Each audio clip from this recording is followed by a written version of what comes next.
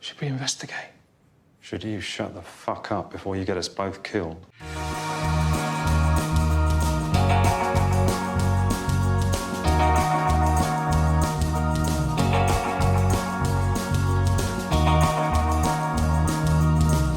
Hey everybody, welcome to the Underrated Podcast. This is a podcast where we discuss the films that we feel are underrated or perhaps underappreciated or even ones that have just slipped under the radar and have passed most people by. This is a show of a collaboration of friends, and together we are the Undercast Company. Today's episode is about the Death of Stalin, a 2017 British-produced satire black comedy written and directed by Armando Iannucci and co-written by David Schneider, Ian Martin, and Peter Fellows. It includes a cast of Steve Buscemi, Rupert Friend, Jason Isaac, Michael Palin, Paul Whitehouse, and Jeffrey Tambor. It's based on a graphic novel, a French graphic novel by It's The Death of Stalin in French. Ooh, comic book movie. Le Mort de Stalin. Yeah, Le Mort de Stalin. And depicts the power struggle following the death of Joseph Stalin. And we'll discuss how they took liberties on this event, or potential liberties. It got an IMDb score of 7.2 and a Metacritic score of 88. So for this movie is a pretty much under the radar category of a movie. So yeah, initial thoughts, guys. Fred? And it was interesting. It's not normally my pick of a movie I would watch on my own, but after giving it a look, you know what? It wasn't bad. It wasn't bad. Mm-hmm. I don't know what the rest of you guys think. What's your initial, initial thoughts? No, I really liked it. This is a movie that I just watched for the first time, but I had been meaning to watch it for a really long time. I remember when it was first advertised. It was one of those movies I was like, oh, that looks really good. I need to go watch that, but it wasn't really playing a lot of places. I just never got around to it, and I think that's what happened with a lot of people. I think it had a pretty limited release in the U.S., but I thought it was just really, really good satire, really relevant for some stuff that is happening in politics today. But yeah, just all the acting is great, particularly Jason Isaacs. Really, really good script. Everything about it, I thought it was great. I love dark comedies, and this was very dark comedy, but I enjoyed it. And Alan? Well, I'm not a political guy. I'm not really into political satire. I immediately knew that it had to be the same dude. Now I'm looking it up. It's the same guy who did The Thick of It and In the Loop. I don't know if you guys have heard of it. I've heard of those. I haven't seen them. Excruciatingly similar. They're. I saw some of The Thick of It. It's a British television show. It's about the British government. It has almost the same style. Yeah, I've been wanting to see it. It has the 12th Doctor, right? Yeah, the homie Peter Capaldi. Yeah. He steals every scene in the show. I saw maybe the first season, fucking way back when, and you have to be into politics and into that kind of thing. Yeah, it's like a British satire of the West Wing, kind of, I would think. Yeah, it's super dry, like Asahi super dry beer kind of thing. It's just, you have to be into that type of humor. But I watched it and I was like, yeah, it's all right. It wasn't my cup of tea, but it was enjoyable for what it was. Mm-hmm. Yeah, so my initial thoughts, I actually ended up really, really liking it. I found it very.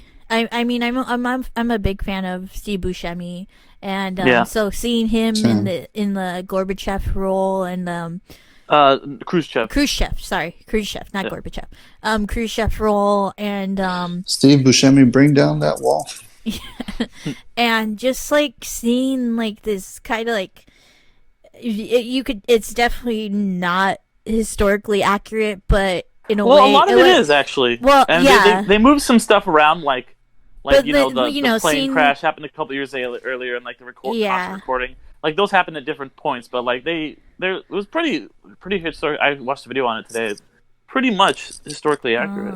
But seeing these like grandeur kind of caricatures of these politicians, and for me, I of course studied like the Cold War and Russia in in high school, but didn't have that much of that much of a background in the history. I still don't, but it was just like for me a very enjoyable movie, and I'll talk about it later. But I found like the kind of like tonal twist at the end was like very grabbing because of how it was delivered. I'll go back to that when we start getting into it. I'm very curious. I don't even know what you're talking about. Oh yeah, I'll point it out. And okay, so this was Sergio's pick, so his thoughts on it. Yeah, let's hear. I chose this because one, it is very under the radar. Not a lot of people that I know about this film or even know that it exists. You bring it up and they don't know what it is. And I really enjoy it a lot because it's a political satire, but it's very much concentrated on de-Stalinization and just the ridiculousness of what was going on at the time during the Soviet Union. And so I found that very hilarious, that it's just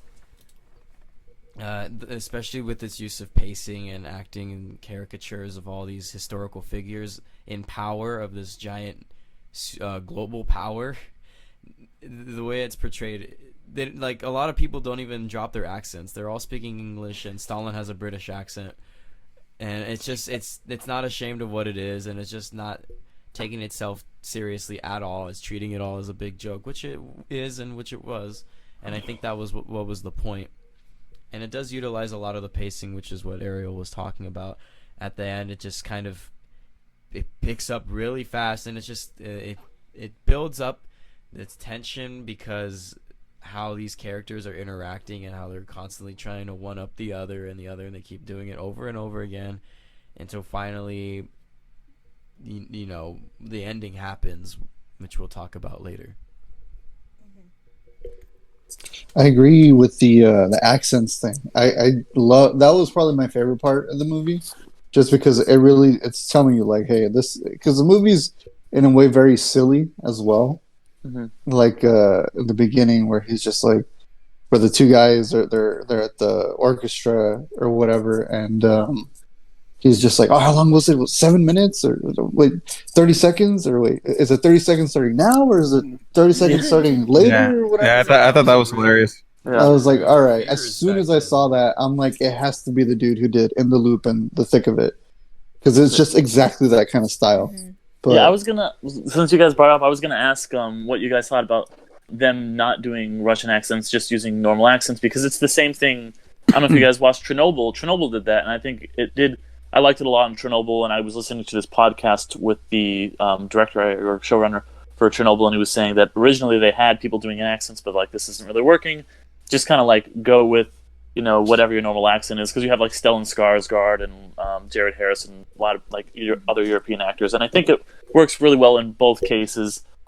I think because they're all Russians, like if you had or not all Russians, but they're all like from the Soviet Union. Like I was Stalin, he's kind of from I think he was originally from, I can't remember, like he's not from Russia, he's from like Belarus or some shit like that, and he has like kind of a Cockney accent, so that's kind of like Cogneys are kind of like in your Britain scene, it's kind of like the like lower class, like whenever you need somebody to do sound like kind of they're from the lower class, that's what the accent they do, and Stalin was kind of from originally the lower class, so it kind of works for him for that. So I really thought it worked really well that they weren't trying to do these ridiculous kind of like over the top, like the comrade, yes, old, yes, like it was just kind of more naturalistic. I think it comes down, and the choice of doing that in both here and in Chernobyl is, it comes down to interpretation and what it provides to the actual story. For here, for this movie, it just adds to the whole absurdity of what's happening in all these events, and like the events are already like so outlandish, but like you said, they're grounded in reality, whereas like just adding the absurdity of all these different accents and stuff, it kind of adds to that absurdity, like just like the this is true, but it's still kind of like so outlandish. And then for Chernobyl, I think they didn't need to use the accents because of the source material, and it's so impactful. And I think with Chernobyl, they wanted to connect with their audience, so like having people like talk with accents of their audiences, you know, and of the world, kind of, it adds to that, and like adding to like it that Chernobyl was a world event in a way. I haven't seen Chernobyl yet, Oh, you gotta so watch it. I know. I've been wanting to watch it too. But yeah, I would think that like it's a choice, and I think it was a choice that was made intentionally for this movie, just to add the absurdity. And I think, like I was saying, it works really well for both those things because you only see inside the Soviet Union, you only see characters in the Soviet Union. Whereas, like, I don't think it would have worked, for example, for the Americans, because it's set mostly in America. There's very few Russians, so they do feel very other when they do their accents. So they have to, to a show like that, they have to do a Russian accent. Whereas something like this, where you're only seeing Soviet Union people in the Soviet Union, you're able to do that. Mm-hmm. Mm-hmm. I mean, I think it's it's a stylistic choice, and yeah, I think it's.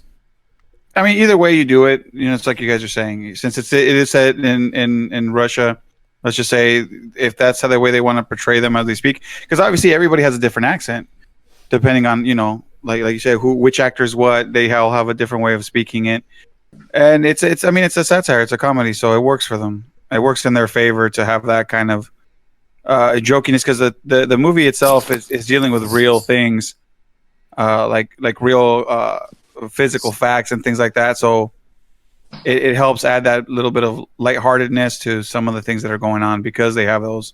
Because they just it's not even like they're trying to be Russian or be anything like that. They're just being themselves. Yeah. So yeah, it lends itself well to the I guess the comedic aspect of it that they're trying to add to it.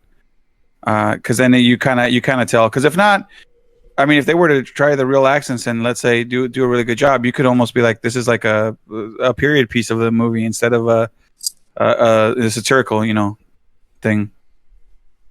Mm-hmm. Yeah. And it does kind of make it more universal. It does feel like, okay, well, this is something that happened in the Soviet Union. It feels like, oh yeah, this is something that could like happen anywhere, and it's still going on today in a lot of places, a lot of crazy dictatorships, and even if it's not to that extreme, there's still stuff where like there's people who are this crazy and power hungry, all over the place. Mm-hmm.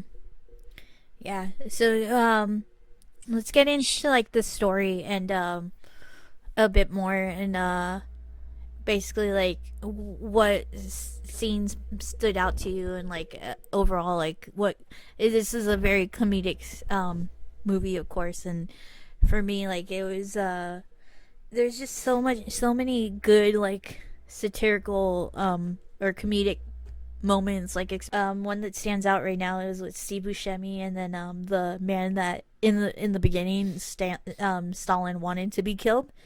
I can't remember his name, but just that whole you talk about what's his name from Arrested Development? No, Jeffrey Tambor. No, the one that Stalin wanted to get killed, like he left for at the end of the night that Stalin the died. One whose wife was supposedly killed. The one whose wife, that whole scene right there. Where Khrushchev is like, here's your wife and stuff like that. He's like, she's dead, she's not dead, and like she's a whore, she's a traitor, and stuff like that. And then she shows up and she's like, oh my gosh, I can't believe it. It's just the absurdity of that scene, and just like Khrushchev just like it's okay, like, don't stop saying that. She's right behind the door. And because that stuff really did happen during the time of the Soviet Union and during like those totalitarian governments. Just the whole, the gulags and the secret, like the KGB, and the whole thing with the interchangeable lists, Stalin's list being replaced with new lists after his death, and just the fight for power, and those are the kind of things where it's like, oh, these big government things or whatever, politics. But politics aside, it's all one big joke, which is what the movie tries to show and do using a lot of different methods that they use in the movie. Yeah, it kind of reminded me of Jojo Rabbit a little bit in that respect. Like Jojo Rabbit was a lot less dark. I mean, it kind of like they're both like satires about these like horrible regimes and like these terrible people. And Jojo Rabbit, you do kind of like have characters to root for, whereas you don't really have anybody to root for really in this one. But they both kind of. I think I rooted for Khrushchev. I mean, he was trying to reform and that whole at the end where it's like he was starting to reform, and then they cut to like when they're like listening to the opera, or not opera, but the concert, and then they cut to like they cut the camera to behind him, and it's who's the one that overtook him and did re-Stalinization? Oh my gosh, we're getting I don't know. This is a history lesson on itself.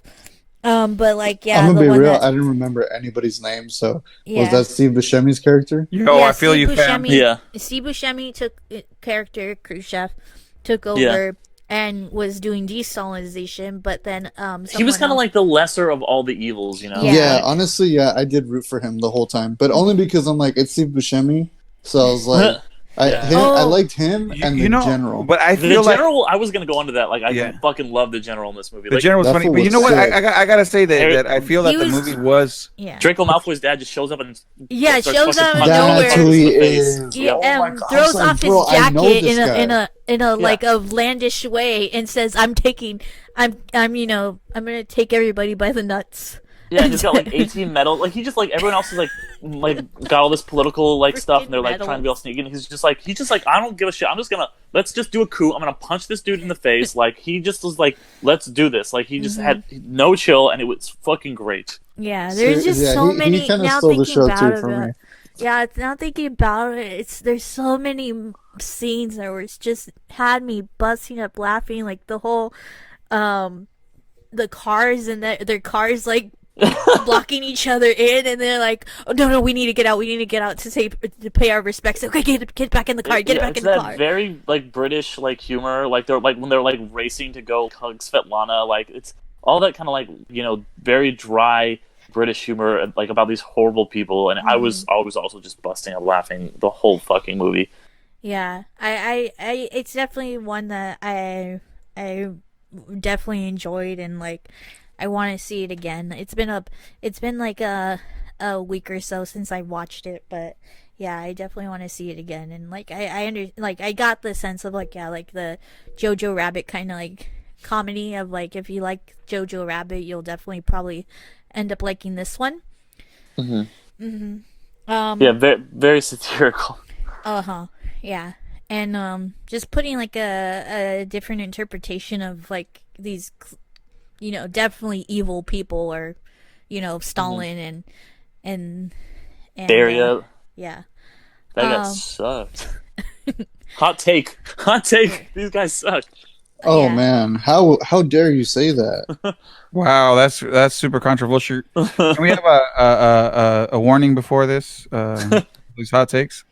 Trigger warning. Yeah. But so what I was touching on before, I want to go back to it, is that for me I felt a definite tonal shift in the last, like I'd say maybe like 10 minutes and it was super sudden, that it was like a shotgun to me, like a shotgun shot of when they started basically their quote unquote trial of the main, like we could Beria? call like Beria. It just was like so sudden, and there was no comedy to it. Like that's what which made for me like a lot more impactful and drastic of like their action. Like this is like, it happened so suddenly, and I mean like, yeah, historically I'm pretty sure like that's how it was. Like it was within 10 minutes this man was just dead, gone, burned. And it wasn't until maybe like once Khrushchev started like listing his what he was Crimes? his crimes and his charges, where I was like, oh, like oh, this is like serious now, kind of thing, or like, you know. And for me, it was like it was a very smart choice to actually do that and to do it so suddenly, to take the audience off guard, because in a sense, like, this whole movie, everybody is getting caught off guard, you know. There is some planning and stuff like that, but with the politics of Soviet Union, and maybe touching on like politics of today in certain countries, like, it could go that fast. It's like, you know, like, it was just like a very very like smart writing, and in my opinion. Yeah, no, that was the ending. The ending really was really good. I definitely like that kind of like fast-paced frenetic, just like, you know, because you knew it was building towards something, but you didn't know. Because I mean, I knew vaguely like what was going to happen. Like, I knew Khrushchev would come to power, but like I didn't know what was going to happen. Like, I didn't know the details, what happened with Beria, and like, you know, like Stalin's son, and you know, all these other players, and so. That, yeah, it was definitely ramped up really quickly, like you were saying, that, and provided a very powerful, impactful finale. And then just kind of the cherry on top is like, yeah, Khrushchev eventually took power, but then he got ousted by somebody else, and it just kind of goes around and around and around. Mm-hmm. Mm-hmm. For me, I didn't feel that change. Like, I kind of felt it was coming, because I was like, the whole movie's kind of just, you're expecting this climax is going to happen, because like with these like political kind of satire things, like, it's just a lot of shit's going on. It's kind of like Dr. Strangelove, where just a lot of shit's going on, and like it's a lot of like dry humor, and then you have to throw something there at the end to, like, I don't know, like, to give it an oomph. I don't know how to explain, but like with like Doctor Strangelove, where they have the whole like, oh, we're gonna fucking drop the bomb, and there's a cowboy riding the atomic bomb and all that. You're kind of like, oh, okay, cool. That's the big thing.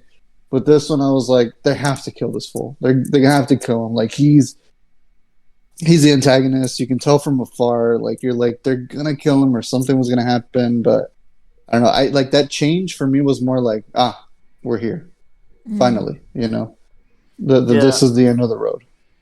Yeah, like, I knew it was gonna happen, but it was just, for me, it was just like, I guess I wasn't like, I thought it was gonna be like carried out like a bit, not just like within the span of like 5 minutes. I think I was just so like enthralled in the movie and the story, and like that, it's, for me, it was just like a sudden thing, like I wasn't expecting. But I understand, like, if you were like expecting it and like waiting for it, then yeah, like, oh, okay, we're here, kind of thing. Yeah, like, that's how I felt with it. I was like, oh, okay, we're here, cool. Let's get to it. I'm assuming, like, you know, his other stuff is going to be like that as well. Like, it feels like you kind of just jumped into the middle of some shit going down, and then when it ends, you're still in the middle. Like, it was just a day in the life kind of thing happening, and you're kind of like, okay, like, life moves on, and life happens beforehand kind of thing. I don't know. I was like, you can't, it just felt very like it's in the middle of this grander thing. But I think it's because I knew, like, oh, it's something that, you know, they're satirizing real life, and, you know, with other movies, you go, oh, there's a climax, and boom, you're done. I don't know. For me, I was like, all right, it's gonna happen. Some shit's gonna happen. I'm waiting for him to die, and there you go. Yeah, I got. I mean, I kind of saw where they were headed to as it started coming up. I mean, I feel kind of like almost at the end, like kind of like a documentary where you kind of already know what to expect, and you kind of know where, because you know how they kind of list off at the end, like, well, then he rises to power, then someone else gets the power, and with the music and the stuff, which wasn't a bad way to end it.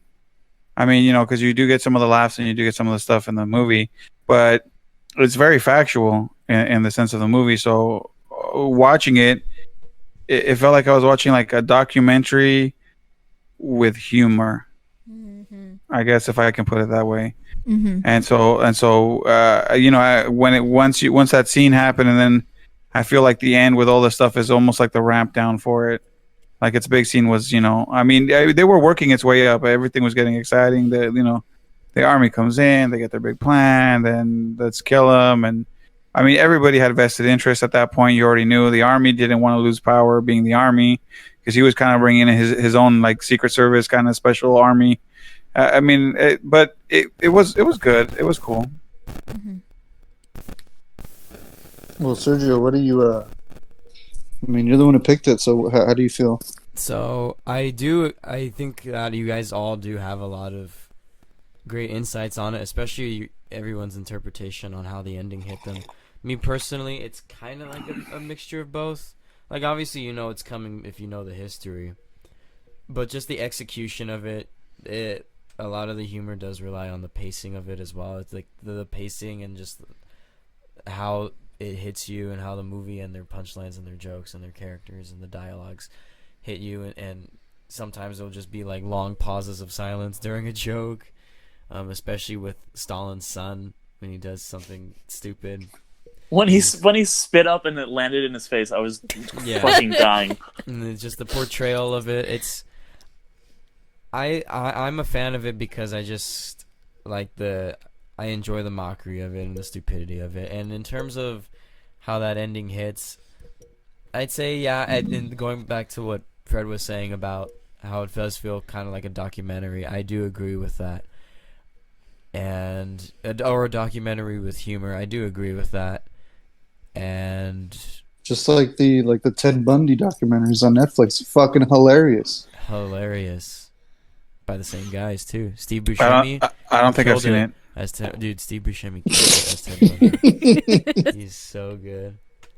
But yeah, he's so good that he looks like Zac Efron. Yeah, the Irishman to the fucking T. So Twin brothers. Not that I want to interrupt, but does he sing in that movie? Because if not, I think it's a missed opportunity. Steve Buscemi? No, Zac Efron. No, he doesn't sing. Come on, guys. No, he sings The Greatest Showman. Come on, guys. He sings "We're All in This Together" before he kills somebody. Fantastic. He didn't actually sing "We're All in This Together," but whatever. He didn't? No, he didn't sing in the first movie. Bro, I took a fucking leap. I was like, it sounds like one of those fucking things. You're right with the time, movie. So. No, you're right with the movie, but for some weird reason, Disney didn't let him sing in the first movie. Oh, really? Yeah, but that's a whole other thing. Work it. That's a serial killer of a different color. But anyways, with this movie, it's not the best movie out there, of course, and there's other things that are very similar to it. But the amount of scenes, the amount of great scenes, the amount of great, it's just, and the character interactions, just each of the performances always trying to one up the other, in like the most mellow way possible, I guess, or just like, well, like how they were like yeah, they were like just kind of they them. were like mellowy, like trying to like be the best in the characters too. When Steve Buscemi stands in front of Jeffrey Tambor at the funeral, he's just like, "What the fuck are you doing?" Yeah, when he's like, "Let me get on this other side of you." It's just like, it look like it's part of. Oh my god, there's so much like subtle, yeah. Stupid shit like that. The whole movie's just riddled with that kind of stuff, which is what I find enjoyable about it, and it's entertaining to watch. I find it. The hockey team. And the hockey team. Okay, I'm sorry. Just, I was remembering all these like scenes and jokes. Yeah, and right. This is what you go through when you watch the movie. The movie's just riddled with this kind of stuff, and that's how it's structured, which is why I find how it is structured very different to traditional things like this, is because, well, obviously a lot of it's like its own genre now at this point, but that's how this genre is. It's structured and paced by these jokes that just keep coming and coming and coming, and I think that's what makes that ending hit some people that aren't expecting it, because you're just so used to this flow, this constant flow of, and almost like a barrage of just funny scene or joke or just something that's really funny or entertaining to watch, and then all of a sudden it gets cut off and silence. And It's very British, super British. yeah. I will Yeah, tell you that. yeah. I was just reminded of like the Stalin's son is like the son in that episode of the ID Crowd where he busts into his father's Oh my god, dude, that was Father! fucking godlike. Father! Dude, Matt Berry, oh my god, if Matt Berry was in this movie, I would give it like way more like praise just because Matt Berry's godlike. But, anyways, Okay. Okay. So let's wrap this up. What are our final thoughts, recommendations? For me, I would definitely recommend this movie. It's definitely like it was under the radar. It has really good critical acclaim, but just wasn't approached maybe because it is technically a British movie. And was a limited release, but Yeah, the British humor, independent film. yeah, if you are a fan of British humor, definitely watch this. If you're a fan of Steve Buscemi, Jason Isaac, you definitely see these actors like be these character actors that. And Jeffrey you Tambor. learn a little bit about history, and I think with this and with Jojo Rabbit, I think this is like a really good and effective way of telling historical stories in this, even though like they might have some falsehood to them, or with Jojo Rabbit it is technically a fictional story, but there's some truth to it. I think this is a really good way to, with these two films, it shows that it's a really good way to kind of digest history. Oh yeah, if you're familiar with the subject matter, I think that you'll find extra enjoyment from it. Yeah. Yeah, you can see Stalin laying on the ground pissing himself, so it's pretty great. Fuck that guy. Yeah. So definitely recommend for me. Very funny movie. Just remembering scenes will just make you laugh. Yeah, and I also gotta really recommend it. Especially if, like me, you're a fan of dark humor, you like satire, you like very dry British stuff, which is like that's right up my alley. And also, like, if you like historical stuff, definitely check this movie out. It's a fucking riot. It's it's a little bit of a downer, obviously. Like, you don't really have anybody to root for. There's maybe like one character, Stalin's daughter, who's not a completely horrible person. But yeah, it's a really good watch. Check it out. Anybody who likes this kind of comedy, or likes history. Yeah. Sorry. Go ahead. Not really my cup of tea. I'll be real. It wasn't bad. The humor was good. I mean, I'd say give it a watch and see how you feel. At the end, I thought it was a good movie. It's not a great movie. I'm probably never going to watch it again, but I did enjoy at least watching it once. So I think that's good on the movie. I'm actually like really on Fred's side as well. It's a solid movie. I wouldn't watch it again. And then I do want to give people a fair warning. It's dry. Like, it's British humor, so like don't expect like, American style where it's laugh out loud, fucking jokes and ha ha ha, ha and all that stuff. Like, this is dry. So like you're gonna walk in and you're kind of gonna be like, oh, okay. But if you watched in the loop and in the thick of it, you're gonna definitely enjoy this because it's eerily similar. I mean, obviously the director wrote and did the show as well. And if you're kind of like, I don't know, give the thick of it an episode. If you don't want to like give a whole 2 hours and just watch it and see, like, if you're into that, then you'll like Death of Stalin. But I will say though too, Peter Capaldi steals the show because he curses like a poet in that show. It's just go on YouTube, look up Peter Capaldi in the thick of it. It's poetry in motion. His cursing, it's amazing. So is he like the how Jason Isaacs, I felt like, for me at least, stole this movie? Is he the same kind of thing? He's the general, right? Yeah. Better, but he's better than the general. But what I will say this is, like, I don't think it's underrated. That's just my opinion. I don't think it's underrated. I feel like it's just in the middle. Like, it's a movie. That's it. It's just kind of one that flew under the radar, I think. Yeah. It flew under the radar, but like I said, I'm with Fred. Like, I'm never gonna watch it again. I'm just kind of like, hey, I enjoyed it for what it was, and yeah, that's pretty much my take on it. All right, Sergio.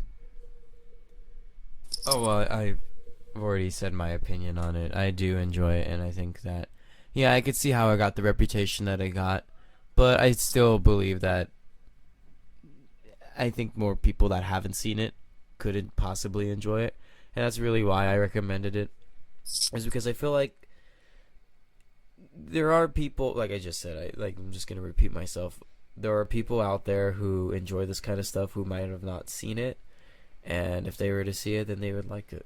So. Yeah. Yeah. Yeah, so overall, give it a try. I think that's what our consensus is. Yeah, so definitely check out The Death of Stalin. Yeah. And send us an email and tell us what you guys think. Undercastcompany@gmail.com. Instagram, Facebook, Twitter, everything. Like, get out there. If you want to even like reach out to us, I don't know if you guys have your own little ads and stuff you want to throw out there. If you want to just be like, hey, what's up? I like this or I like that. Go on our Instagram, Twitter, all that stuff. Yeah, we're always looking talk for to us, let us know. recommendations. For You sure. yeah. Go for it. Yeah, we would love to hear recommendations as well. Yeah, I mean, next week is Batman v Superman, but after that, we got to figure it out. No. Yeah, so next week, is Batman v Superman overrated? Is Batman v Super? I know it has a Rotten Tomatoes score of 100%. Do you agree with that? The Now, Snyder Cut all actually the- has now all our- 105%. The theatrical 100, they got another 5 once they released the Snyder Cut. The ultimate cut, yeah, the ultimate cut, 127%. 5 hours. But I know you long. fuckers are gonna go on RT right now and be like, wait, is he right? and there you go, the Undercast company not going one podcast without mentioning Batman v Superman. Good. Okay. No, Yeah, Have we because that brought movie up was that before? whack. We brought that up before. Yes, we bring it all the I don't time. think so. I don't think so. Go, No, go. I don't Check think the I've- tapes. Check the tapes. I don't this think is so. the first I think time so. we've ever brought it up. Yeah. Look, guys, I get it. It's one of my favorite films, but I don't bring it up all the time. Yeah, come on. Oh, gosh.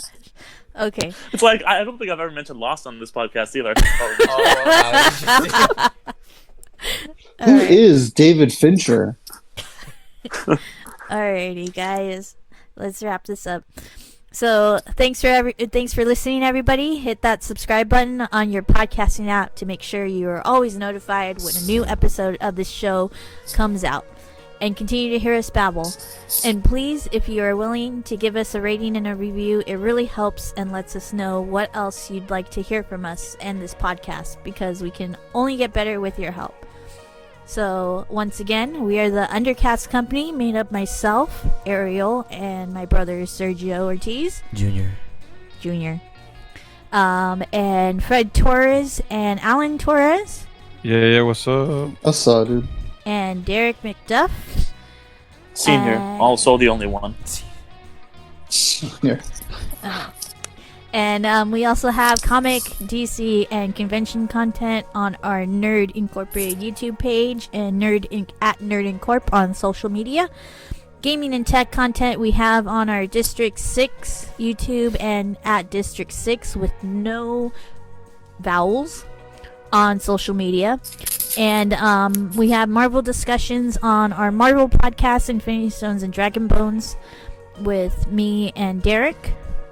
We'll probably hopefully touch base on the Marvel universe once it kickstarts closer to Falcon and the Winter Soldier. So we'll be back soon with another film. So stay tuned, and thanks for being amazing. Later, everybody. Bye. See you in another life. Bye.